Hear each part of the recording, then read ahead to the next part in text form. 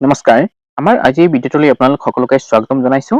আজিৰ ভিডিঅ'টোত আলোচনা কৰিবলৈ যোৱা প্ৰশ্নসমূহৰ পৰা অসমৰ ইতিহাস, সংস্কৃতি, সাহিত্য, বিশিষ্ট ব্যক্তিত্ব, ঐতিহ্য আদি গুৰুত্বপূৰ্ণ বিষয়সমূহ এই দ্বিভাষিক অৰ্থাৎ ইংৰাজী আৰু অসমীয়া MCQ উপস্থাপনৰ জৰিয়তে সহজে আয়ত্ত কৰিব পাৰিব।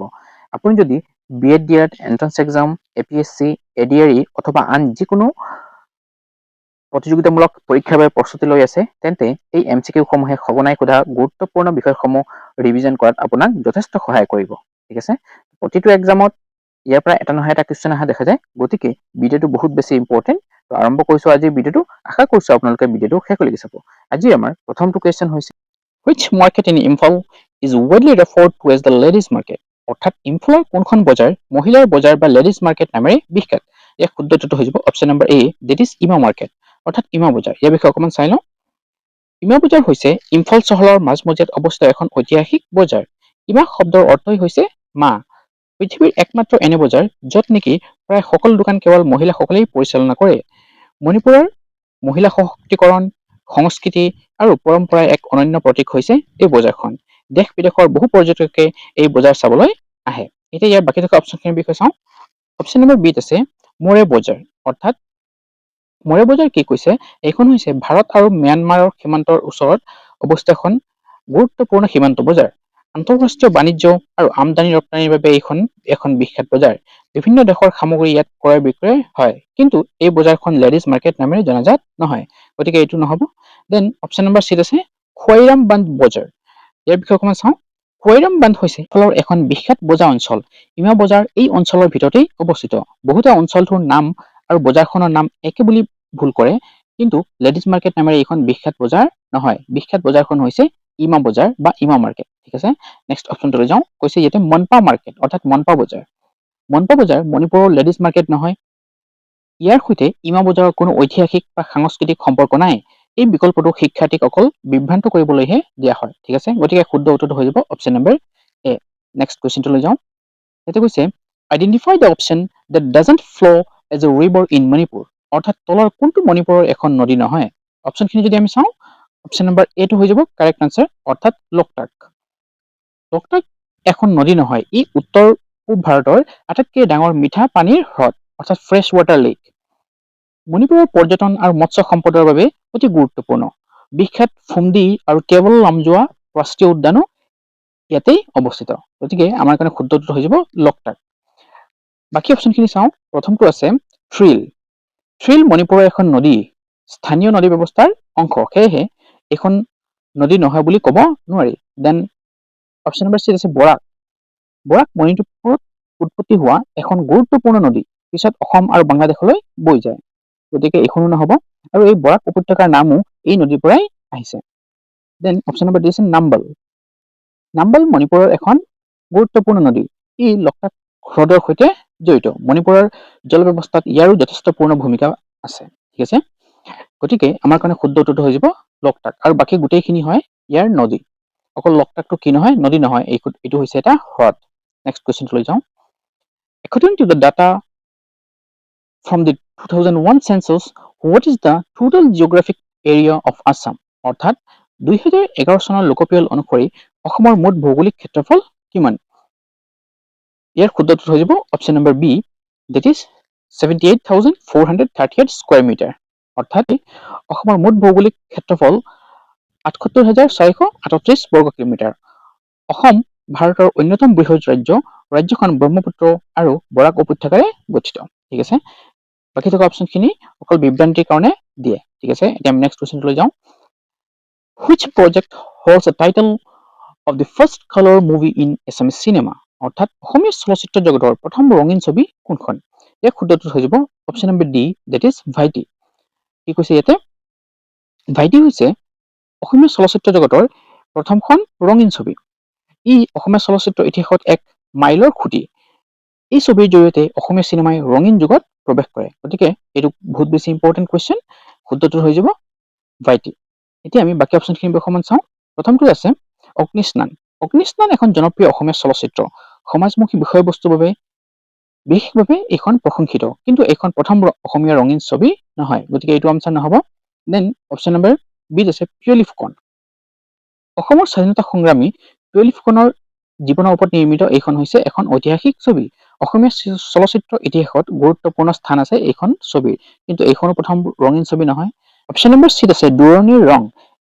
এইখন আন এখন অসমীয়া ছবি, যিখন নেকি অসমীয়া চলচ্চিত্ৰৰ এক উল্লেখযোগ্য সৃষ্টি।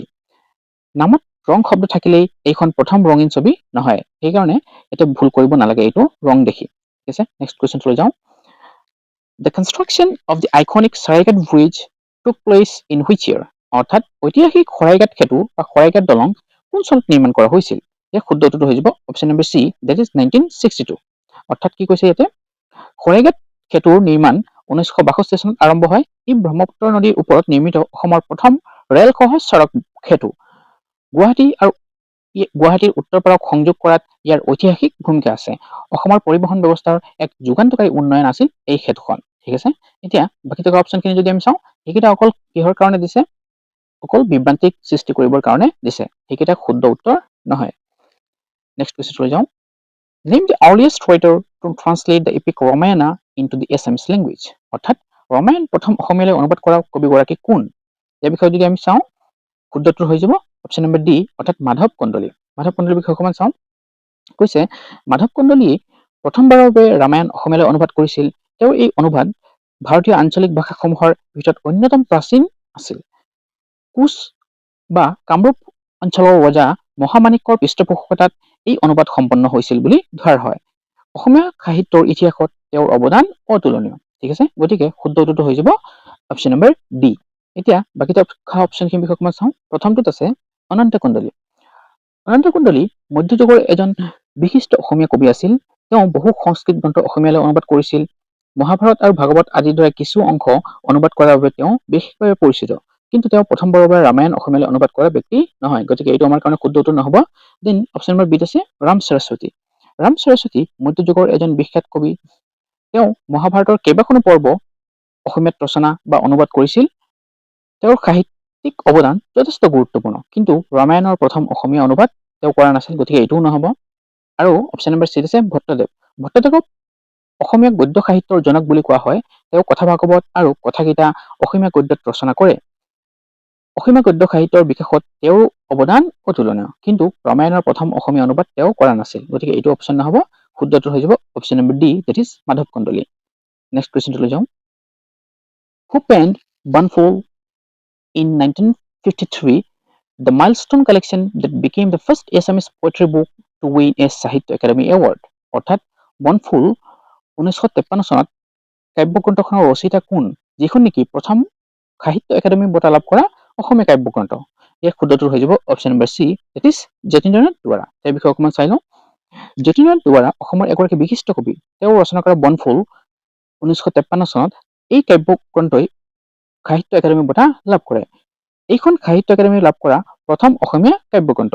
অসমীয়া কাব্য সাহিত্যত তেওঁৰ বিশেষ স্থান আছে।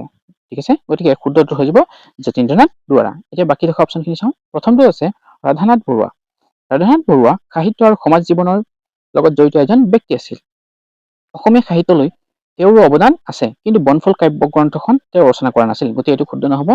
দেন অপশ্যন নম্বৰ বি আছে পদ্মনাথ গোহাঁই বৰুৱা। পদ্মনাথ গোহাঁই বৰুৱা অসমৰ বিশিষ্ট সাহিত্যিক, নাট্যকাৰ আৰু ঔপন্যাসিক আছিল। অসমীয়া সাহিত্যৰ বিকাশত তেওঁৰো গুৰুত্বপূৰ্ণ অৱদান আছে, কিন্তু তেওঁ বনফুল ৰচনা কৰা নাছিল, গতিকে এইটোও নহ'ব। আৰু অপশ্যন নম্বৰ ডিত আছে মফিজুদ্দিন আহমেদ হাজৰিকা। অৰ্থাৎ কি কৈছে, মফিজুদ্দিন আহমেদ হাজৰিকা অসমীয়া সাহিত্যৰ এজন উল্লেখযোগ্য সাহিত্যক।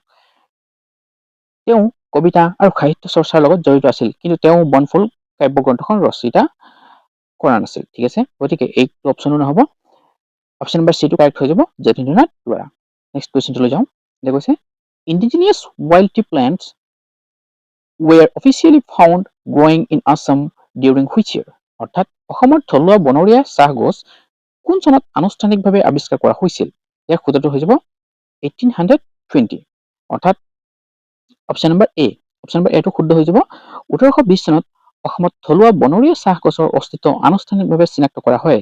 এই আৱিষ্কাৰে ভাৰতৰ চাহ উদ্যোগৰ নতুন যুগৰ সূচনা কৰে। পিছলৈ অসম বিশ্বৰ অন্যতম চাহ উৎপাদনকাৰী অঞ্চল হিচাপে পৰিচিত হয়। অসমৰ অৰ্থনীতিৰ বিকাশত এই আৱিষ্কাৰৰ বিশেষ গুৰুত্বপূৰ্ণ ভূমিকা আছে।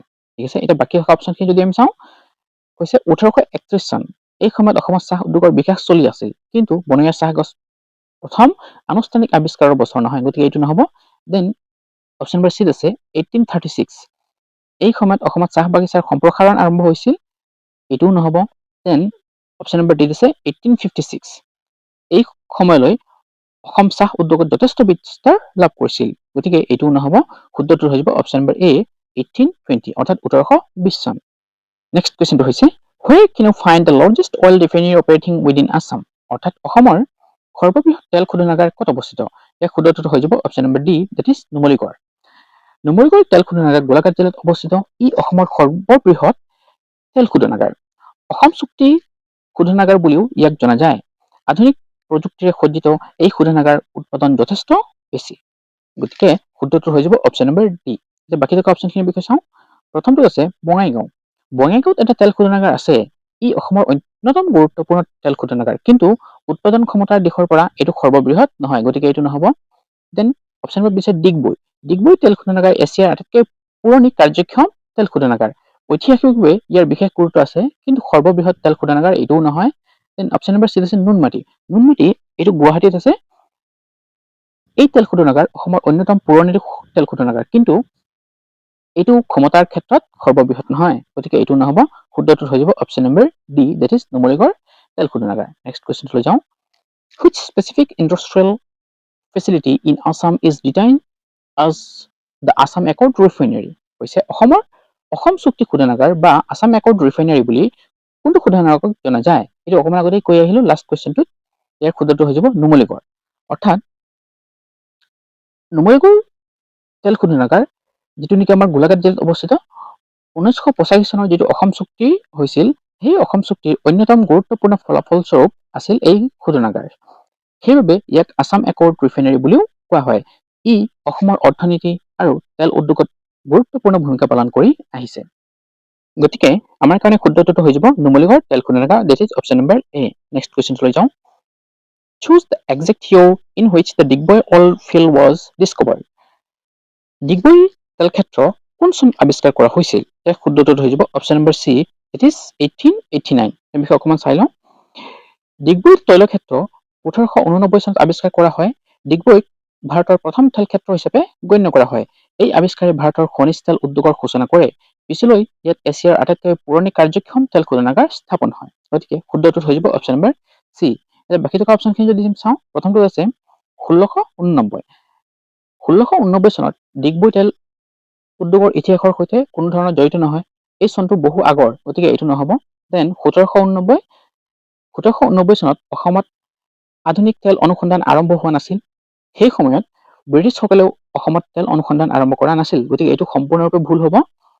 আৰু অপশ্যন নম্বৰ ডিত আছে 1901, অৰ্থাৎ 1901 চনত।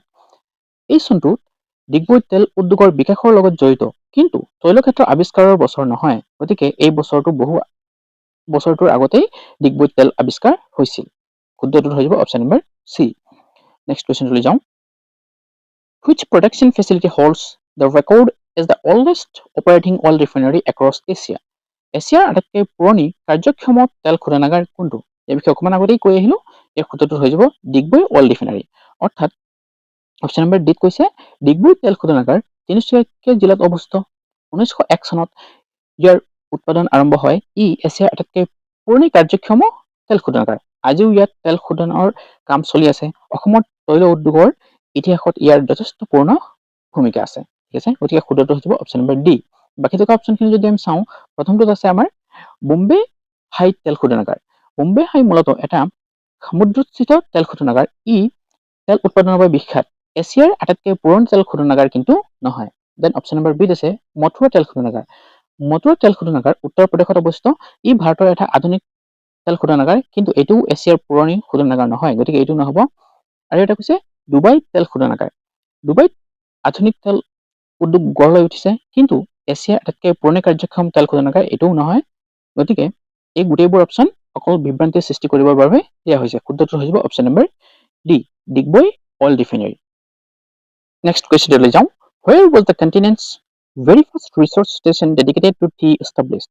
অৰ্থাৎ এছিয়াৰ প্ৰথম চাহ গৱেষণা কেন্দ্ৰ ক'ত স্থাপন কৰা হৈছিল? ইয়াৰ শুদ্ধটো হৈ যাব অপশ্যন নম্বৰ ডি, যোৰহাট। অৰ্থাৎ কি কৈছে ইয়াতে, যোৰহাটত 1911 চনত টকলাই টি ৰিচাৰ্চ ইনষ্টিটিউট স্থাপন কৰা হয়। ই এছিয়া তথা বিশ্বৰ অন্যতম পুৰণি চাহ গৱেষণা কেন্দ্ৰ। চাহ উৎপাদন, নতুন জাত উদ্ভাৱন আৰু ৰোগ নিয়ন্ত্ৰণৰ ক্ষেত্ৰত এই কেন্দ্ৰৰ বিশেষ অৱদান আছে। অসমৰ চাহ উদ্যোগৰ বিকাশত ইয়াৰ ভূমিকা অতি গুৰুত্বপূৰ্ণ। গতিকে শুদ্ধটোত হৈ যাব অপশ্যন নম্বৰ ই। বাকী থকা অপশ্যনখিনি যদি আমি চাওঁ, প্ৰথমটো আছে ডিব্ৰুগড়। ডিব্ৰুগড়ক চাহ নগৰী বুলি জনা যায়। ইয়াত বহু চাহ বাগিচা আছে, কিন্তু এছিয়াৰ প্ৰথম চাহ গৱেষণা কেন্দ্ৰ ইয়াত স্থাপন হোৱা নাছিল। গতিকে এইটো নহ'ব option. Then option number B দিছে নামৰূপ। নামৰূপ মূলতঃ সাৰ কাৰখানা আৰু ঔদ্যোগিক কেন্দ্ৰৰ বাবে বিখ্যাত। চাহ গৱেষণা কেন্দ্ৰৰ সৈতে ইয়াৰ সম্পৰ্ক নাই। গতিকে এইটোও নহ'ব। আৰু অপশ্যন নম্বৰ চি হৈছে মৰাণ। মৰাণ অঞ্চল অসমৰ অন্যতম প্ৰাচীন চাহ উৎপাদন অঞ্চল। ইয়াত বহু চাহ বাগিচা আছে, কিন্তু এইখনো এছিয়াৰ প্ৰথম চাহ গৱেষণা কেন্দ্ৰ স্থাপিত অঞ্চল নহয়। গতিকে এইটো নহ'ব। শুদ্ধটো হৈ যাব অপশ্যন নম্বৰ ডি যোৰহাট। ঠিক আছে, নেক্সট কুৱেশ্যনটো যাওঁ। এতিয়া কৈছে in which year did the Guwahati tea auction centre begins its operation. অৰ্থাৎ গুৱাহাটী চাহ নিলাম কেন্দ্ৰ কোন চনত কাৰ্য আৰম্ভ কৰিছিল বা কাৰ্যক্ষম হৈছিল। ইয়াৰ শুদ্ধটো হৈ যাব option number A, that is 1970। Guwahati চাহ নিলাম কেন্দ্ৰ 1970 চনত কাৰ্য আৰম্ভ কৰে। ই বিশ্বৰ অন্যতম বৃহৎ চাহ নিলাম কেন্দ্ৰ। অসমৰ লগতে উত্তৰ পূৰ্বাঞ্চলৰ চাহ ইয়াত নিলাম কৰা হয়। চাহ ৰপ্তানি আৰু বিপণনত ইয়াৰ বিশেষ ভূমিকা আছে। গতিকে শুদ্ধটো হৈ যাব অপশ্যন নম্বৰ এ। এতিয়া বাকী থকা অপশ্যনখিনি যদি আমি চাওঁ, এই অপশ্যনখিনি অকল বিভ্ৰান্তি সৃষ্টি কাৰণে দিছে।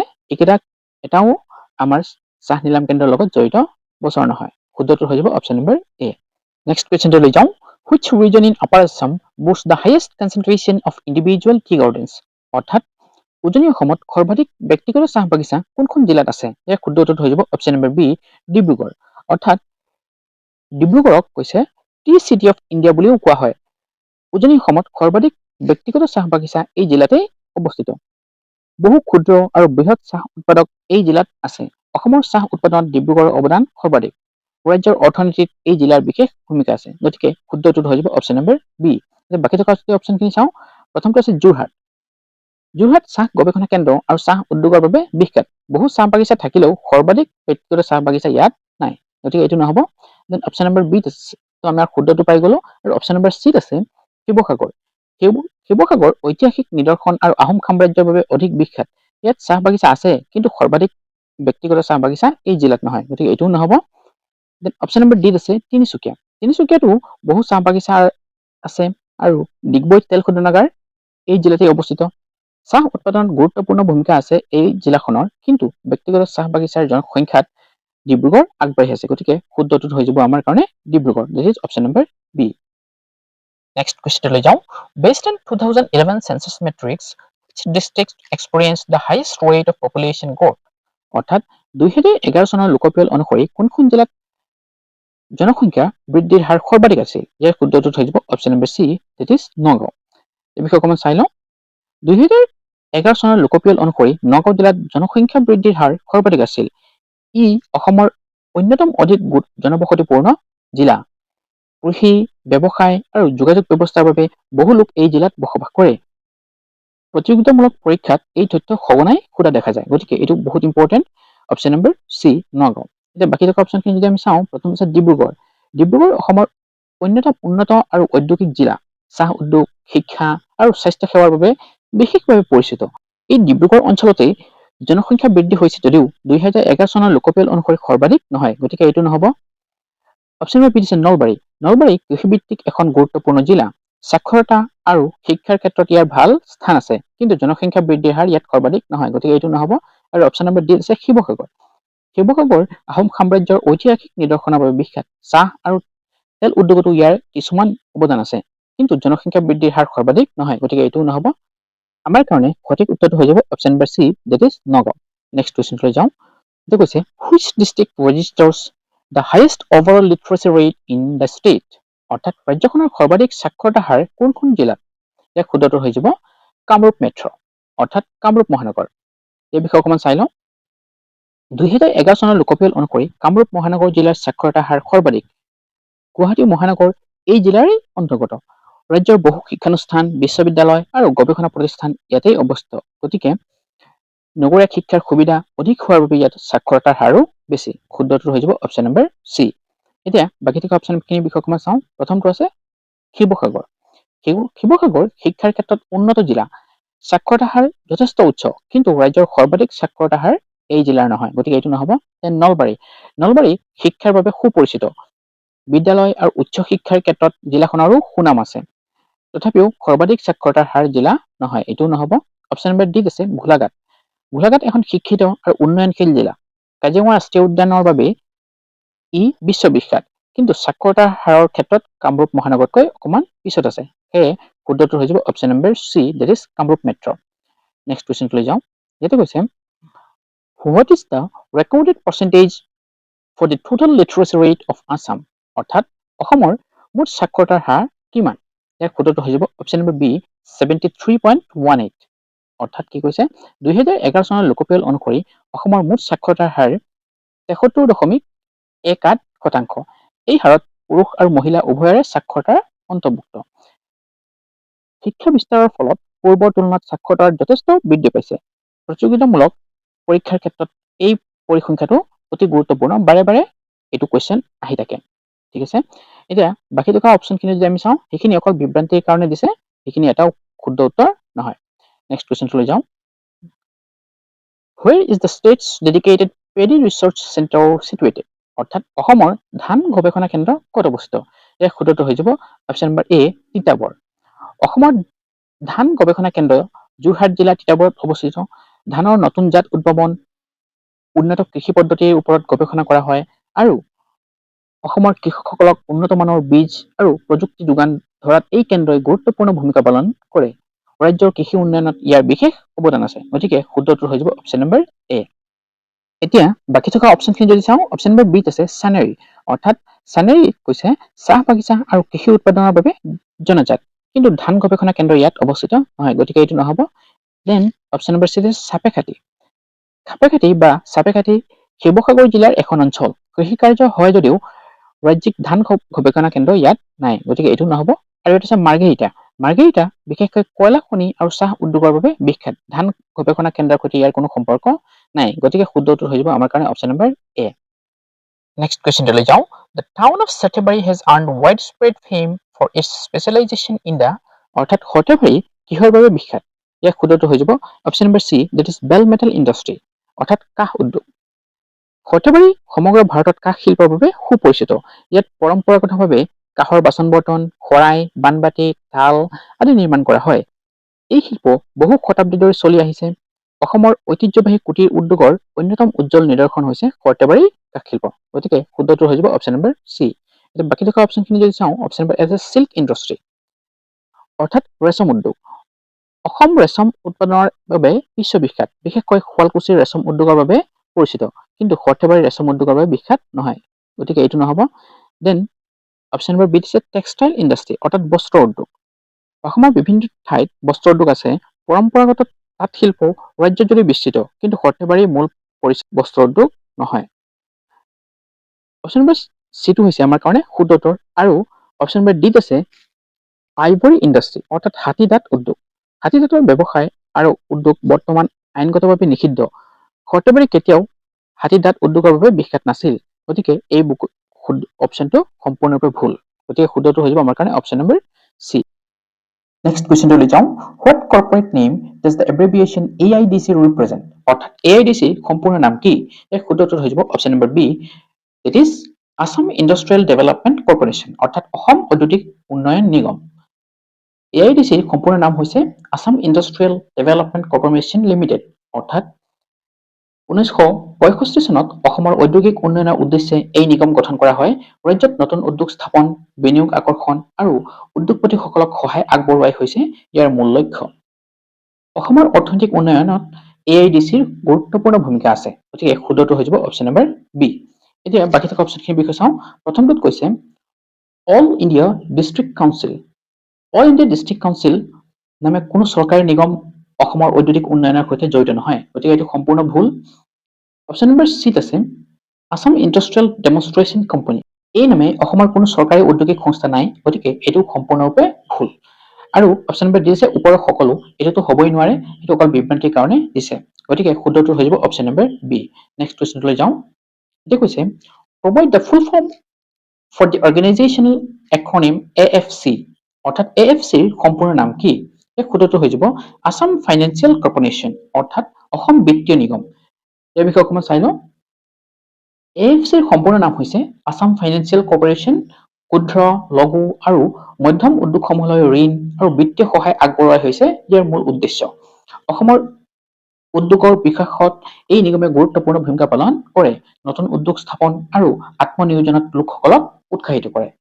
গতিকে শুদ্ধটো হৈ যাব অপশ্যন নম্বৰ এ। আৰু বাকী থকা অপশ্যনখিনি যদি চাওঁ আমি, সেইখিনি সম্পূৰ্ণৰূপে বিভ্ৰান্তিৰ কাৰণে দিছে, সেইকেইটা এটাও নহ'ব। এনে অপশ্যনখিনি অকণমান চাই লওঁ। প্ৰথমটো আছে আছাম ফৰেষ্ট কোম্পানী। এইটো AFCৰ সম্পূৰ্ণ নাম নহয়। বন বিভাগৰ লগত AFCৰ কোনো সম্পৰ্ক নাই। এইটো সম্পূৰ্ণৰূপে ভুল বিকল্প। অপশ্যন নম্বৰ চিত আছে এডিশ্যনেল ফাইনেন্স কমিটি, অৰ্থাৎ কৈছে এই নামৰো কোনো ৰাজ্যিক বিত্তীয় নিগম অসমৰ ক্ষেত্ৰত প্ৰযোজ্য নহয়। গতিকে AFCৰ সম্পূৰ্ণ ৰূপ এইটোও নহ'ব।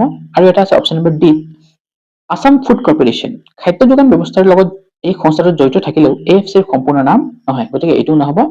শুদ্ধটো হৈ যাব আমাৰ কাৰণে option number A, that is Assam financial corporation, অৰ্থাৎ অসম বিত্তীয় নিগম। নেক্সট কুৱেশ্যনলৈ যাওঁ। এতিয়া কৈছে what industry institution is represented by the short hand ATC, অৰ্থাৎ ATCৰ সম্পূৰ্ণ নাম কি? ইয়াৰ শুদ্ধটো হৈ যাব option number C, that is Assam T corporation, অৰ্থাৎ অসম চাহ নিগম। এই বিষয়ে অকণমান চাই লওঁ। ATC বা আছাম টি কৰ্পৰেশ্যন লিমিটেড অসমৰ চাহ বাগিচাসমূহৰ পৰিচালনা আৰু উন্নয়নৰ বাবে এই নিগম গঠন কৰা হয়। চাহ উৎপাদন, ব্যৱস্থাপনা আৰু গুণগত মান উন্নত কৰাত ইয়াৰ ভূমিকা গুৰুত্বপূৰ্ণ। অসমৰ চাহ উদ্যোগৰ সৈতে জড়িত এক উল্লেখযোগ্য চৰকাৰী প্ৰতিষ্ঠান। গতিকে শুদ্ধটো হৈ যাব অপশ্যন নম্বৰ চি। এতিয়া বাকী থকা অপশ্যনখিনি চাওঁ। প্ৰথমটো দিছে আছাম টেনিছ ক্লাব। অসমত টেনিছ ক্লাব থাকিলেও ATCৰ সম্পূৰ্ণ নাম এইটো নহয়। এই বিকল্পটো বিষয়বস্তুৰ সৈতে সম্পৰ্কিত নহয়। গতিকে এইটো নহ'ব। দেন অপশ্যন নম্বৰ বি আছে আছাম ট্ৰেড কোম্পানী। এই নামে কোনো চৰকাৰী চাহ নিগম নাই। ATCৰ সম্পূৰ্ণ নাম এইটো নহয়। পৰীক্ষাত বিভ্ৰান্তিৰ সৃষ্টিৰ বাবে দিয়া হৈছে এই বিকল্পটো। আৰু অপশ্যন নম্বৰ ডিটো হ'ব নোৱাৰে, নান অফ দিছ। ঠিক আছে। এতিয়া আমি নেক্সট কুৱেশ্যনলৈ যাওঁ। Select the town where the principal cement factory of Assam is situated, অৰ্থাৎ অসমৰ মুখ্য চিমেণ্ট কাৰখানা কোন ঠাইত অৱস্থিত? এই শুদ্ধটো হৈ যাব option number B, that is Bokajan. এই বিষয়ে অকণমান চাই লওঁ। বোকাজান কাৰ্বি আংলং জিলাত অৱস্থিত। অসমৰ অন্যতম বৃহৎ চিমেণ্ট কাৰখানা ইয়াতে স্থাপন কৰা হৈছে। চূণশিলৰ প্ৰচুৰ ভঁৰাল থকাৰ বাবে এই অঞ্চল চিমেণ্ট উদ্যোগ গঢ় লৈ উঠিছে। ৰাজ্যৰ ঔদ্যোগিক বিকাশত বোকাজান চিমেণ্ট কাৰখানা বিশেষ অৱদান আছে। গতিকে শুদ্ধটো হৈ যাব অপশ্যন নম্বৰ বি। বাকী থকা অপশ্যনখিনি যদি চাওঁ, অপশ্যন নম্বৰ এত আছে বোকাখাত। বোকাখাত কাজিৰঙা ৰাষ্ট্ৰীয় উদ্যানৰ প্ৰৱেশদ্বাৰ হিচাপে বিখ্যাত। কৃষি আৰু পৰ্যটনৰ বাবে ইয়াৰ বিশেষ পৰিচয় আছে। কিন্তু অসমৰ মুখ্য চিমেণ্ট কাৰখানা ইয়াত অৱস্থিত নহয়। গতিকে এইটো নহ'ব। দেন অপশ্যন নম্বৰ চিত আছে হামৰেং। হামৰেং কাৰ্বি আংলং জিলাৰ সদৰ। প্ৰশাসনিক দিশৰ পৰা গুৰুত্বপূৰ্ণ, কিন্তু মুখ্য চিমেণ্ট কাৰখানা ইয়াতো অৱস্থিত নহয়। এইটোও নহ'ব। আৰু অপশ্যন নম্বৰ ডি হৈছে হাফলং। হাফলং অসমৰ একমাত্ৰ পাহাৰীয়া ষ্টেচন। পৰ্যটন আৰু প্ৰাকৃতিক সৌন্দৰ্যৰ বাবে এই ঠাইখন বিখ্যাত, কিন্তু মুখ্য চিমেণ্ট কাৰখানা ইয়াতো নাই। গতিকে শুদ্ধটো হৈ যাব option number B, that is Bokajan. আজি আমাৰ একেবাৰে শেষৰটো কুৱেশ্যন হৈছে হু achieved historical status as the very first tea planter across India, অৰ্থাৎ ভাৰতৰ প্ৰথম চাহ খেতিয়ক হিচাপে কাক গণ্য কৰা হয়? এই শুদ্ধটো হৈ যাব option number C, Maniram Dewan. এই বিষয়ে অকণমান চাই লওঁ। মণিৰাম দেৱানক ভাৰতৰ প্ৰথম চাহ খেতিয়ক বা ফাৰ্ষ্ট ইণ্ডিয়ান টি প্লেণ্টাৰ বুলি জনা যায়। তেওঁ অসমত ভাৰতীয় মালিকাধীন চাহ বাগিচা স্থাপন কৰিছিল। অসমীয়া চাহ উদ্যোগৰ পথ প্ৰদৰ্শক হিচাপে তেওঁৰ বিশেষ স্থান আছে। 1857 চনৰ স্বাধীনতা আন্দোলনত অংশগ্ৰহণ কৰাৰ বাবে ব্ৰিটিছ চৰকাৰে তেওঁক ফাঁচি দিয়ে। অসমৰ ইতিহাসত তেওঁ এজন মহান দেশপ্ৰেমিক আৰু উদ্যোগপতি হিচাপে স্মৰণীয়। ঠিক আছে। গতিকে শুদ্ধটো হৈ যাব অপশ্যন নম্বৰ চি। এতিয়া বাকী থকা অপশ্যনখিনি যদি যাওঁ, অপশ্যন নম্বৰ এত আছে দাদাভাই নাওৰোজী। দাদাভাই নাওৰোজী ভাৰতৰ এজন বিশিষ্ট জাতীয়তাবাদী নেতা আৰু অৰ্থনীতিবিদ। তেওঁ grand old man of India নামেৰেও জনাজাত। চাহ খেতিৰ সৈতে তেওঁৰ কোনো সম্পৰ্ক নাই। গতিকে এইটো নহ'ব। আৰু অপশ্যন নম্বৰ বিত আছে ৰাধাকান্ত হান্দিক। ৰাধাকান্ত হান্দিক অসমৰ এজন বিশিষ্ট ব্যক্তি, কিন্তু ভাৰতৰ প্ৰথম চাহ খেতিয়ক হিচাপে তেওঁক গণ্য কৰা নহয়। গতিকে এই বিকল্পটো ভুল। আৰু অপশ্যন নম্বৰ ডি আছে ৰবাৰ্ট স্কট। ৰবাৰ্ট স্কট চাহ উদ্যোগৰ সৈতে জড়িত ব্যক্তি হিচাপে ভাৰতৰ প্ৰথম চাহ খেতিয়ক নহয়। এই উপাধি মণিৰাম দেৱানৰ, সেয়ে এই বিকল্পটো ভুল। শুদ্ধটো হৈ যাব অপশ্যন নম্বৰ চি। এইটোৱে আছিলে আজি আমাৰ আলোচনাৰ বিষয়বস্তু। আশা কৰিছোঁ আপোনালোকে ভিডিঅ'টো শেষলৈকে চাইছে। ভিডিঅ'টো ভাল লাগিলে বন্ধু বান্ধৱীৰ লগত ভিডিঅ' শ্বেয়াৰ কৰি দিব আৰু চেনেলটো ছাবস্ক্ৰাইব কৰি দিব। নেক্সট পাৰ্টত আমি আৰু অধিক কুৱেশ্যনছ আলোচনা কৰিম। আজি ভিডিঅ' এতেই সামৰিছোঁ। ধন্যবাদ।